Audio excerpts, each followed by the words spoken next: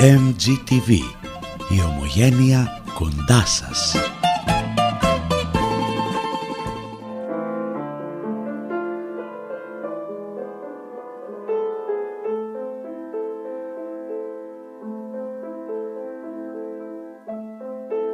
Σήμερα είναι μια σημαντική ημέρα για τους ομογενείς εκπαιδευτικούς. Βρισκόμαστε εδώ στο Πολιτιστικό Κέντρο της Αρχιεπισκοπής στην Αστόρια για τη Γενική Συνέλευση του αρχαιότερου επαγγελματικού συλλόγου των Ελλήνων εκπαιδευτικών, ο Προμηθέας, ο οποίος είχε ιδρυθεί το 1975.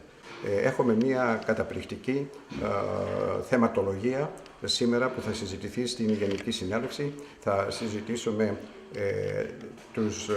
τους νικητές, τους μαθητές που βγήκαν πρώτοι στο διαγωνισμό του Παπα-Νικολάου. Ο διαγωνισμός του Παπα-Νικολάου είναι ένας διαγωνισμός που έχει θεσπίσει ο Σύλλογος Προμηθέας από πέρσι, από το 2014. Έλαβαν μέρος περίπου 40 μαθητές, θα βραβευθούν περίπου 7 μαθητές με ένα ποσό των $250 και θα γίνει η βράβευση η συνιατρική σχολή του Κορνέλ στους 69 δρόμους και Λιό Κάρνιο στο Μανχάταν. Σήμερα επίσης στη θεματολογία μας έχουμε το θέμα ενός ταξιδιού προσκυνήματος, ταξίδι προσκύνημα στην Ελλάδα και με επίσκεψη στα Δωδεκάνησα να επισκεφθούν τα μέλη του Προμηθέα, την Πάτμο, την Γο, τη Ρόδο και την Ίσυρο.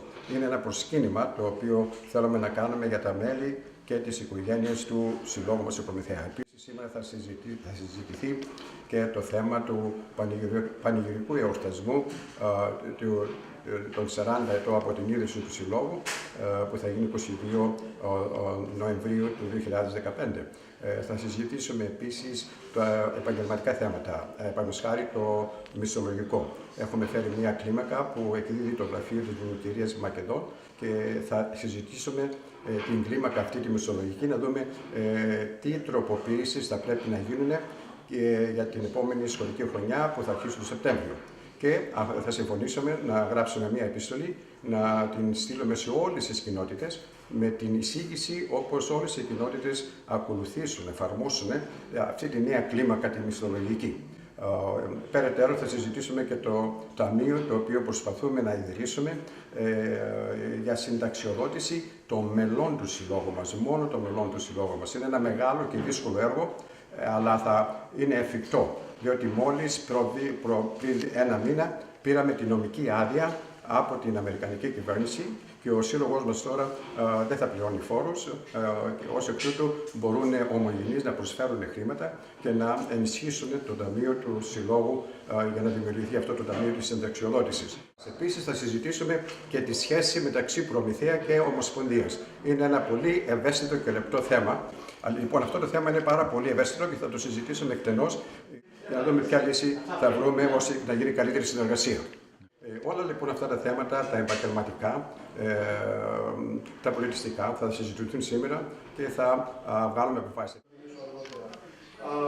Χρονολογείται γύρω στα τέλη του 4ου αιώνα π.Χ. Είναι δηλαδή η λεγόμενη ιστεροκλασική ή αλεξανδρινή χρόνια.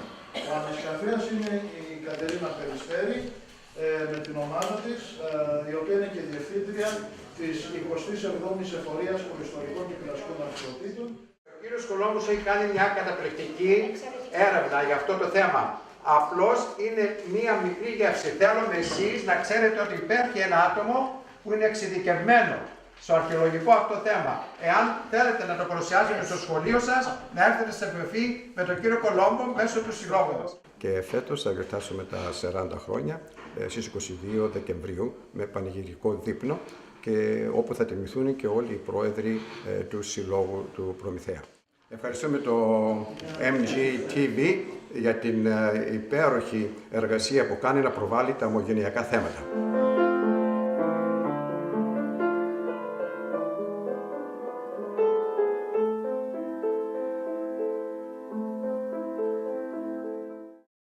MGTV USA. Οι δραστηριότητες της ελληνοαμερικανικής κοινότητας με βίντεο και πλήρες ρεπορτάζ. Επισκεφτείτε την ιστοσελίδα μας mgtvusa.com. Καλύπτουμε καθημερινά τα γεγονότα στην ομογένεια. Επίσης, αναλαμβάνουμε την κάλυψη των εκδηλώσεών σας, γάμους, βαπτίσεις, παραγωγές διαφημίσεων, ντοκιμαντέρ. Τηλεφωνήστε μας στο 718 908 8729 ή επισκεφτείτε μας στο διαδίκτυο mgtvusa.com.